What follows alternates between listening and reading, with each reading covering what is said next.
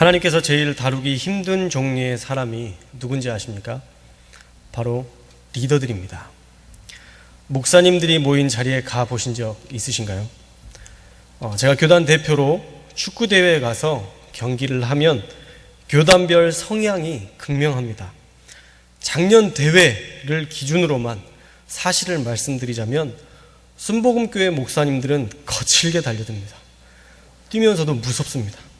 장로교 목사님들은 심판의 판정에 항의하며 선수 목사님들에게 다 나오라고, 경기 안 한다고 때를 부리십니다.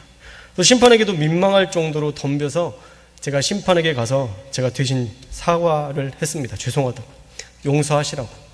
원래 되게 좋은 분들인데 축구만 하면 이상하게 저도 잘 컨트롤이 안 된다고 말했더니 이해하신답니다. 그런데 성결교회 목사님들은 페널티 라인에서 핸들링 파울이 분명해서 페널티킥가 아니냐며 항의를 했는데 심판이 아니라고 하면 오심도 경기의 일부라고 금세 인정합니다. 교단마다 성향이 있습니다. 그래서 저는 성결교회 목사가 된 것이 좋습니다. 물론 이것은 그때의 단 한순간의 상황만을 말하는 것입니다. 다른 교단을 비하하고 성결교만 좋다고 말하고 싶은 게 아니라 그만큼 목사님들도 다양하고 성격도 다양하고 하나님께서 다루실 부분들이 대단히 많다라는 것입니다. 저를 포함해서 말입니다. 그런데 이 원리는요, 성경에서 이미 말씀하고 있습니다. 리더가 제일 다루기 힘들고 리더가 제일 믿음이 없다는 사실을 보여주는 내용이 성경에 곳곳에 등장하는데 그 중에서도 제일 많이 나오는 부분이 바로 이 출애굽기입니다.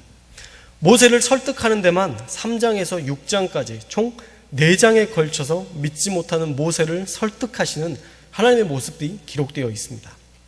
오늘 말씀을 통해서 우리가 놓쳤던 것을 회복하고 다시 주님 앞에 설 수 있는 은혜가 있기를 바랍니다. 오늘 말씀에는 모세가 등장하죠. 3장은 하나님께서 모세를 설득시키려고 처음 만나주시는 장면이 등장합니다. 하나님과의 첫 대면이죠. 모세는 장인 이드로의 양떼를 치다가 갑자기 무엇인가 이끌려서 양떼를 광야 서쪽으로 몰고 갑니다. 그러다가 하나님의 산 호렙에 이르게 되죠. 여기가 바로 호렙산이라고도 하고 시내산이라고도 합니다. 왜 호렙산, 시내산 이렇게 부르냐면 호렙과 시내라는 두 봉우리가 한 산에 있습니다. 그래서 어떤 때는 호렙산이라고도 부르기도 하고 시내산이라고 부르기도 하는데 상관없는 겁니다. 둘 다 호렙이라는 봉우리와 시내라는 봉우리가 있기 때문에 어떻게 불러도 상관은 없습니다. 제일 높은 봉우리가 시내이죠. 그래서 호렙과 시내산이 같이 붙어 있는데 이 호렙이라는 뜻은요, 폐허라는 뜻입니다. 인터넷에서 여러분이 한번 시내산을 쳐보십시오. 그러면 안반투성이고요, 물 한 방울 나오지 않는 산이 호렙산이다 라고 얘기하고 있습니다. 그만큼 피폐한 땅이 바로 이 호렙산, 시내산인 것입니다. 사실 폐허라는 의미를 지녔다는 것만으로도 별로 인간에게는 매력 없는 산이죠. 우리나라 산만 봐도, 당장 태악산만 봐도 얼마나 좋습니까? 광덕산만 봐도 얼마나 좋아요. 그런데 이 산은 그냥 돌만 있는 폐허의 산인 거죠. 왠지인지 몰라도 모세는 그쪽으로 양을 몰고 갑니다. 그런데 이것이 하나님의 인도하심이라는 사실을 우리가 알아야 됩니다. 왜냐하면 양들에게 먹일 것이 없는 폐허의 땅에 모세가 굳이 양떼를 몰고 갈 이유가 없는 거죠. 먹을 것이 아무것도 없는데 왜 굳이 양떼를 몰고 가겠습니까? 어쩌면 모세는 알 수 없는 어떤 인도함을 따라서 그 하나님의 산, 호렙산에 가게 된 것일 것입니다. 그런데 그 산에서 놀라운 광경을 보게 됩니다. 우리 2절의 말씀을 함께 읽겠습니다. 2절의 말씀 시작. 여호와의 사자가 떨기나무 가운데로부터 나오는 불꽃 안에서 그에게 나타나시니라. 그가 보니 떨기나무에 불이 붙었으나 그 떨기나무가 사라지지 아니하는지라. 예, 여호와의 사자가 떨기나무 가운데 나오는 불꽃 안에서 모세에게 나타나셨다는 겁니다. 그런데 신기한 것은 불 붙은 나무가 소각되어서 없어지지 않고 그 나무의 형상은 계속 유지하고 있더라는 것이죠. 신기하면서도 놀라운 광경을 본 모세는 더 자세히 보려고 가까이 가서 이야, 떨기나무가 불이 붙었는데 타질 않네? 하면서 신기해합니다. 어쩌면 하나님과의 극적인 만남을 인상 깊게 남기시려는 하나님의 상징 행위일 것입니다. 성경에는 이런 상징 행위들이 많이 등장하는데요, 모세가 불타는 나무만 봐도 언젠가 자기가 봤던 꺼지지 않는 그 떨기나무를 떠올리면서 주님의 부르심을 기억할 수 있었던 것처럼 우리가 성찬식을 할 때 떡과 포도주, 흔하게 먹었던 그 당시의 음식들을 가지고 우리가 주님의 그 살과 피를 기념하는 것처럼 이런 상징적인 행위들이 많이 나옵니다. 그렇게 하나님은 모세를 만나 주셨습니다. 그렇게 모세를 부르셨어요. 4절 말씀을 보세요. 여호와께서 그가 버리고 돌이켜오는 곳을 보신지라 하나님이 떨기나무 가운데서 그를 불러 이르시되 모세야 모세야 하시매 그가 이르되 내가 여기 있나이다 라고 답합니다. 당신은 누구십니까? 당신은 누구신데 제 이름을 부르시죠? 라고 말하지 않고 모세는 하나님의 부르심을 알았다는 것이죠. 그래서 제가 여기 있습니다 라고 얘기하는 것입니다. 모세는 여호와 하나님과 친밀한 관계를 유지하고 있었음을 우리가 짐작할 수 있습니다. 그러면서 5절에 보면 하나님께서 이곳은 거룩한 곳이니 내 발에서 신을 벗으라 명령하십니다. 그런데 방금 나눴던 이야기를 들어보면 이해가 되지 않습니다. 허접하고 황폐한 호렙산이 도대체 뭐가 거룩하다고 이곳은 거룩하니까 너의 발에 신을 벗으라 라고 명령하실까요? 딱 봤을 때 마치 백두산처럼 웅장하거나 뭔가 푸르르거나 그런 것도 아닌 그런 황폐한 산이 어떻게 거룩하다 말할 수 있겠습니까? 그런데 이것이 우리에게 주는 의미 있는 메시지가 있습니다. 우리는 신앙에서 착각하는 것이 있는데 어떤 장소를 신성시하거나 어떤 사람을 절대시하는 경향이 있습니다. 이것은 절대적으로 위험한 미신적인 신앙입니다. 장소가 사람을 신성하게 만들지 않습니다. 어떤 사람이 여러분들을 거룩하게 만들지 못합니다. 오늘 말씀처럼 그것이 어디든 하나님이 계셔야 그곳이 신성한 곳이 되고 그 사람이 어떠한 사람이든 그 안에 하나님이 임하셔야 그 사람이 하나님의 사람으로 거룩한 사람으로 될 수 있다는 것입니다. 바꾸자면 폐허의 산에 하나님이 임하시면 볼품없는 산이라도 하나님의 산이 되는 것입니다. 우리에게 있는 가난하고 볼품없고 쓸모없어 보이는 우리라 할지라도 하나님이 우리에게 임하실 때에 우리는 하나님의 사람이 될 수 있다는 것입니다. 할렐루야. 우리는 이미 하나님의 사람임을 믿으시고 담대할 수 있기를 바랍니다. 하나님의 사람은 하나님께 속한 사람입니다. 언제가 청와대에서 국회의원의 초청을 받아서 식사를 하러 갔던 적이 있습니다. 청와대에서 밥만 먹었는데도 내가 괜히 그곳에 속한 것처럼 우쭐하게 되더라고요. 그런데 우리가 하나님께 속한 자라면 얼마나 더 우쭐해야 되겠습니까? 세상 무서울 것 없이 살아야 하는 자들이 사실 저와 여러분입니다. 그리스도인들입니다. 그리스도인들은 겸손한 담대함으로 살아야 합니다.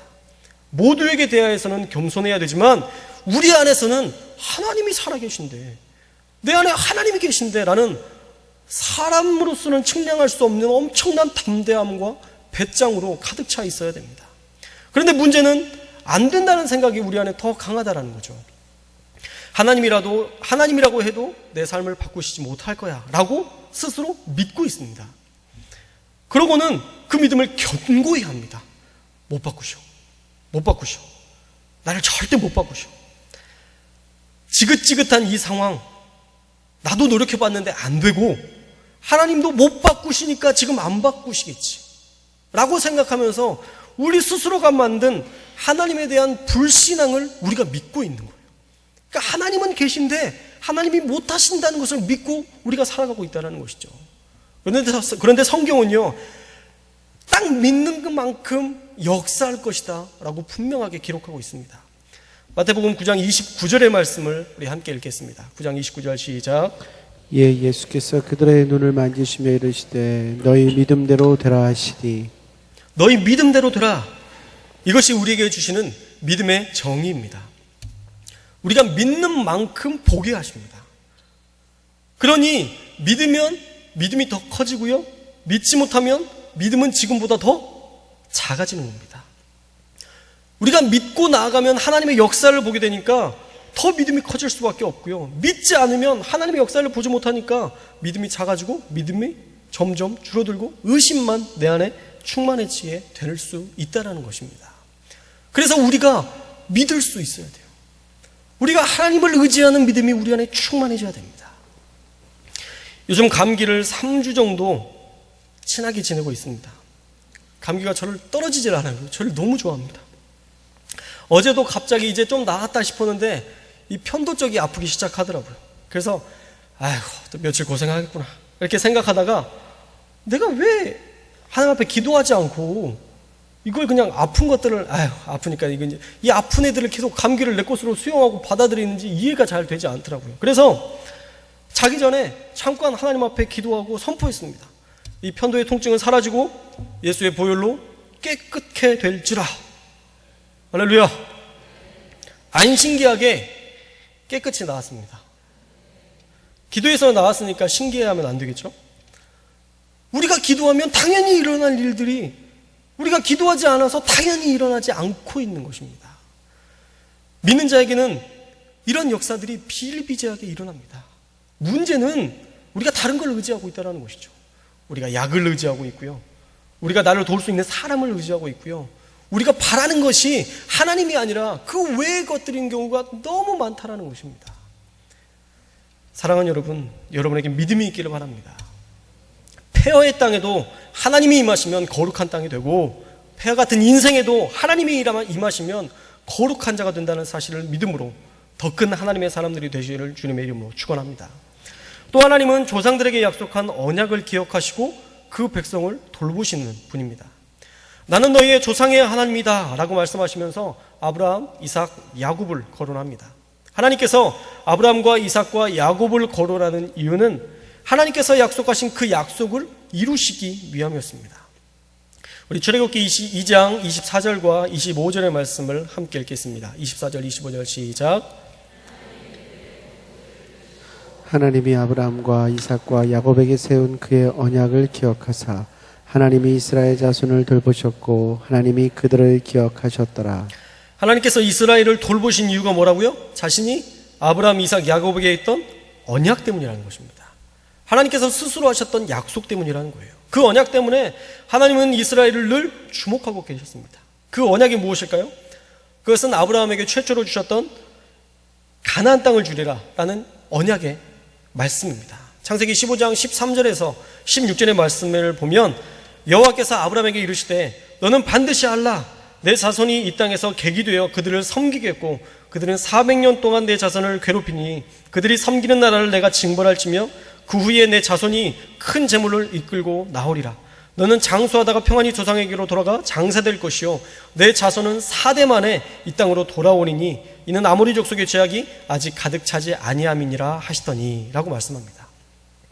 지금 당장은 아모리 족속, 가나안을 대표하는 족속인데 아직은 그들의 땅에 죄가 관영치 않아서 그 땅이 그들의 것이지만 400년 후에는 내 자손이 큰 재물을 이끌고 나와서 그 땅을 차지하리라 약속하고 계십니다. 바로 출애굽과 가나안 입성을 약속하시는 것이죠. 그런데 창세기 15장 16절에 보면 하나님은 아무리 악인이라도 바로 내치지 않으신다는 사실을 보여주고 있습니다. 아모리 족속의 죄악이 아직 가득 차지 아니했다라고 말씀하시면서 하나님께서 참으시는 한계선이 있음을 말씀하고 계시죠. 마지노선이 있는데 그 마지노선을 넘어가면 그때 하나님의 심판이 시작된다는 것입니다. 4대까지 기다려주시는 이유가 아모리 족속의 죄악이 아직 가득 차지 않아서라고 말씀하고 있는 것입니다. 하나님은요 사실 오래 참으시는 분입니다. 이방 족속, 아모리 족속이라고 해도 400년의 시간, 돌이킬 수 있는 시간을 주셨습니다. 그러나 돌이키지 않았을 때에 반드시 하나님의 심판이 임하게 됩니다. 그리스도인들도 마찬가지입니다. 하나님께 속해 있는 것 같지만 죄악으로 물들어 있다면 반드시 드러나게 하십니다. 연예인들 보세요. 기독교인들 얼마나 많습니까? 하지만 그들이 연예인이라고 해서 하나님께서 눈 감아주시지 않습니다. 그들의 죄악을 끝까지 눈 감아주시는 분이 아닙니다. 죄악의 마지노선을 넘어가면 반드시 하나님의 드러냄과 심판을 마주하게 됩니다. 그 사람이 목사님이라고 해도 반드시 드러내시고 심판하십니다. 뉴스에 나오는 모든 목사님들이 그런 케이스죠. 아주 작은 죄라도 그것이 모이면 큰 죄가 됩니다. 티끌모아 태산이죠. 죄도 마찬가지입니다. 그렇기 때문에 죄는 털어버리고 우리가 죄와는 멀리하고 거룩한 백성으로 돌아가는 것이 바로 지혜인 것입니다. 어떻든 아브라함과 했던 약속을 하나님은 잊지 않으셨습니다. 하나님은 자신의 약속을 절대 잊지 않으십니다. 400년이나 지난 이때에 아브라함과 했던 약속을 기억하시고 이스라엘 백성을 돌보시는 하나님이십니다. 하나님은 그 언약을 기억하시고 7절에서 이스라엘 백성의 부르짖음을 들으십니다. 드디어 애굽의 심각한 죄악이 하나님의 마지노선을 넘었습니다. 우리 7절의 말씀을 함께 읽겠습니다. 7절 시작. 여호와께서 이르시되 내가 애굽에 있는 내 백성의 고통을 분명히 보고 그들이 그들의 감독자로 말미암아 부르짖음을 듣고 그 근심을 알고 그들의 고통을 보았고 부르짖음을 들으셨다는 겁니다. 그리고 그들의 근심도 아신답니다. 하나님은 늘 약자의 고통과 부르짖음과 근심을 헤아리십니다. 하나님은 잘 사는 사람들에게만 집중하고 못 사는 사람들은 쳐다보지도 않는 그런 하나님이 아닙니다. 하나님은요, 누구든지 하나님의 백성을 차별하지 않고 사랑하십니다. 하나님의 백성이 아닌 자는 그들이 징벌당할 것들을 안타까워하시면서 사랑하시고요, 하나님의 백성은 그들이 하나님의 목소리를 청종하며 예배하며 사는 것을 기뻐하며 그들을 사랑하십니다. 특별히 약자를 돌보시는 하나님은 성경에 비일비재하게 기록되어 있습니다. 여러분이 약할 때 하나님이 함께 하시지 않는 것이 아니라 누군가를 준비하고 계시고 도울 자를 세울 것을 계획하고 있다는 사실을 기억하시기 바랍니다. 이스라엘 백성에게 모세를 준비하고 계획하신 것처럼 하나님의 때에 일하시기 위해서 준비하고 계시다는 것을 알고 우리가 낙심하지 말아야 됩니다. 그래서 제발 포기하지 않기를 바랍니다. 하나님은 자신의 약속 때문에 언약 백성을 늘 돌보고 계십니다. 출애굽기 3장 8절에 있는 창세기 언약의 말씀과 동일한 말씀이 기록되어 있습니다. 우리 8절의 말씀을 함께 읽겠습니다. 8절 말씀 시작. 내가 내려가서 그들을 애굽인의 손에서 건져내고 그들을 그 땅에서 인도하여 아름답고 광대한 땅, 젖과 꿀이 흐르는 땅, 곧 가나안 족속, 헷 족속, 아모리 족속, 브리스 족속, 히위 족속, 여부스 족속의 지방에 데려가려 하노라. 예, 젖과 꿀이 흐르는 가나안 땅으로 데려가시겠다는 겁니다. 400년 전에 약속했던 그 약속대로 내가 가나안 땅을 너희에게 줄 것이다 라는 말씀을 하신 후에 이제 3장에서 6장까지 무려 4장이나 모세를 변화시키려는, 모세를 지도자로 세우시려는 하나님의 설득이 시작됩니다. 분명히 6절에서는 모세가 하나님을 배우기를 두려워하여 얼굴을 가리네 라고 되어 있는데, 하나님을 무서워한다고 하면서 얼굴은 가렸지만 출애굽의 리더로 내가 너를 세울 것이다 라는 그 말씀에는 따박따박 말대꾸 하면서 저는 못합니다 하는 모습이 계속 나옵니다. 정말 하나님을 무서워하긴 하나? 하는 생각마저 듭니다. 물론 모세도 사정은 있었겠죠. 이집트 사람을 죽였던 전적이 있어서, 또 살인자로 추격당할까봐 애굽에 가서 죽을 수도 있으니까 두려움 때문에 가기 싫었을 수 있습니다. 출애굽기 4장 19절을 보세요. 여호와께서 미디안에서 모세에게 이르시되 애굽으로 돌아가라. 내 목숨을 노리던 자가 다 죽었느니라 라고 말씀합니다. 이 말씀이 기록된 것을 보면 모세가 자기의 목숨을 노리던 자가 있는 것을 두려워했던 것 같습니다. 그래서 모세가 두려웠던 근본적인 원인이 해결되었음을 4장에서 말씀하고 있습니다. 어쩌면 모세에게는 두려움, 나약함, 더 이상 도전할 수 없는 무기력함이 자신을 짓눌렀을지 모르겠습니다. 애굽의 왕자의 자리에서 도망쳐 나왔고, 그리고 지금 내가 하는 일이 양떼나 치고 있는데 내가 그 수많은 애굽에 있는 이스라엘 백성들을 어떻게 출애굽시킬 수 있을까? 내가 그 애굽의 병사들을 어떻게 이길 수 있고 내가 어떻게 바로와 싸울 수 있을까?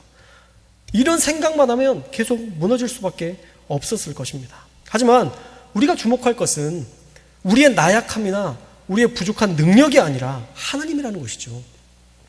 하나님께서 더 이상 이스라엘 자손의 부르짖음을 들으시고 그 학대를 보시고 애굽에서 내 백성을 인도하여 내실 것이다 라고 약속하시고 하나님의 분명한 의지가 담겨있는 목소리로 이제는 내가 구해내리라 그렇게 말씀하시면 이제 주님께서 하실 거니까 따라가면 되는 것입니다.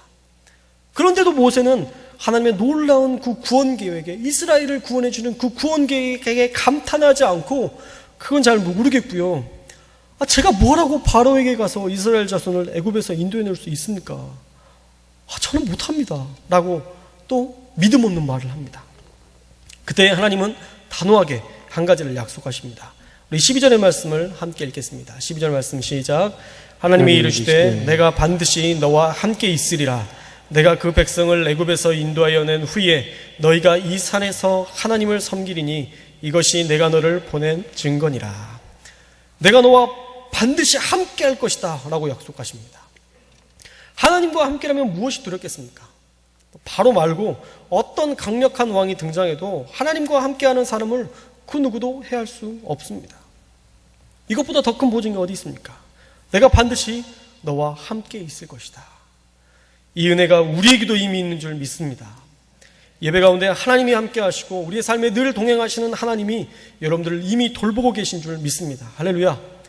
그리고 모세에게 비전을 주시죠. 그 백성을 인도한 후에 이 산에서 나를 섬기게 될 것이라는 앞으로 일어난 일들을 비전으로 알려주십니다. 그러나 애굽을 탈출하기 전까지는 볼 수 없는 비전이기 때문에 모세는 더 확실한 것이 필요했는지도 모르겠습니다. 그래서 4장에서 그들이 믿지 않으면 어떻게 해야 되느냐고 또 묻습니다. 그때 하나님께서 지팡이를 던지면 뱀이 될 것이고 네 손을 네 품속에 넣으면 문둥병이 발하게 될 것이고 하수를 가져가다 육지에 부으면 그 육지에서 그 하수가 피로 변할 것이다 약속하십니다. 네가 엄청난 기적을 보일 것이다 라는 의미죠. 바로 하나님이 함께 하시는 역사를 네가 볼 것이다 라는 약속입니다. 그런데 그것을 믿지 못했던 모세는 또 이야기합니다. 나는 입이 뻣뻣하고 혀가 둔합니다 라는 핑계를 댑니다.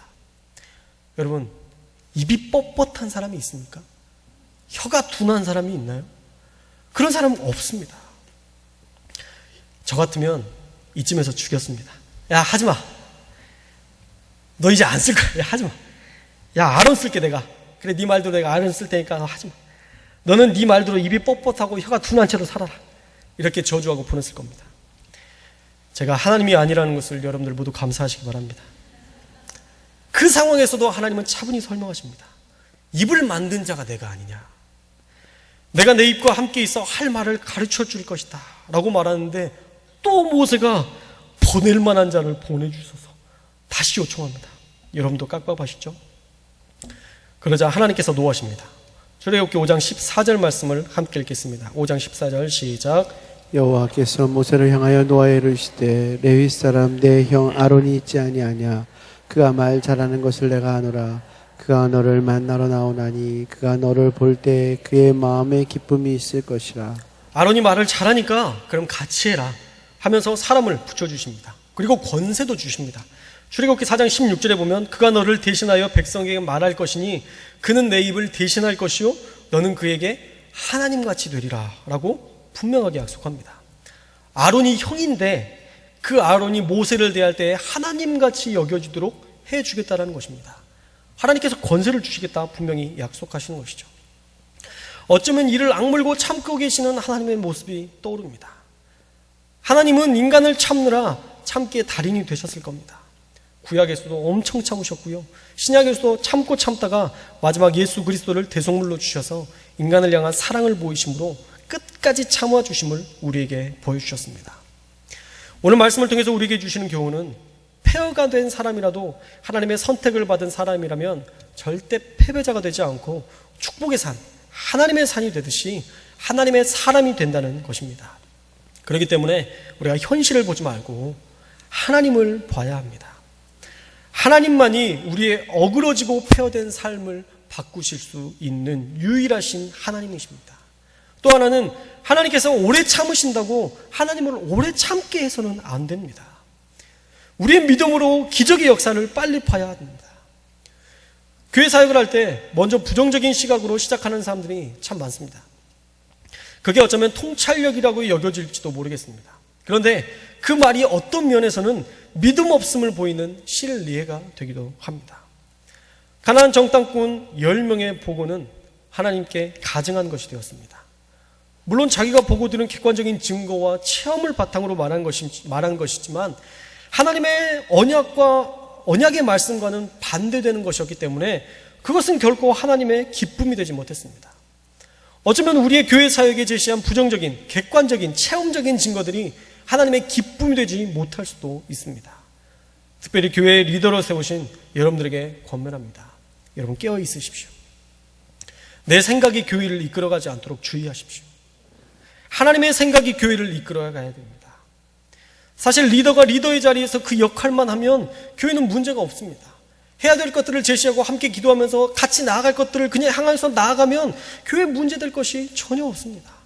셀 리더가 셀 모임을 목숨 걸고 지킨다면 셀원들의 변화되는 삶을 날마다 보면서 감격할 것입니다.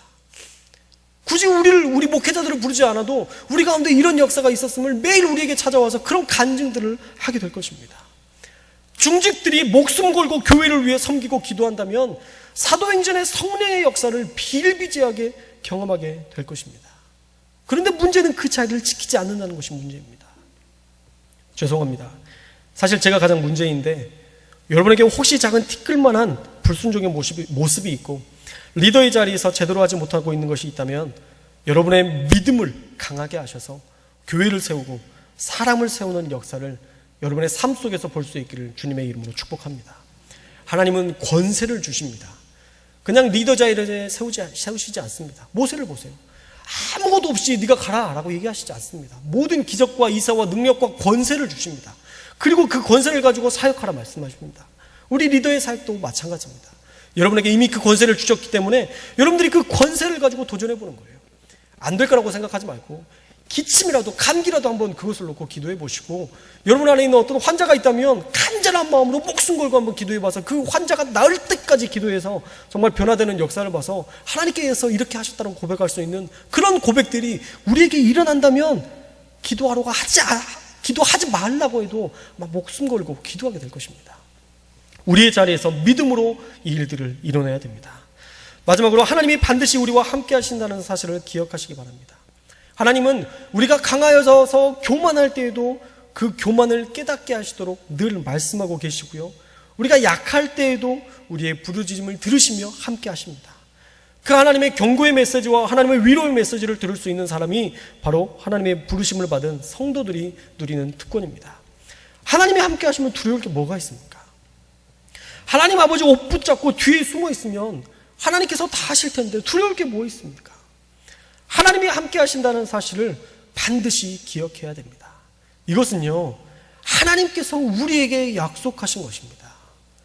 우리가 하나님 앞에 함께 있어달라고 애원해서 얻은 것이 아니라 하나님께서 스스로 자기 백성에게 말씀을 통해서 내가 너와 함께 할 것이다 직접 우리에게 약속하신 것입니다.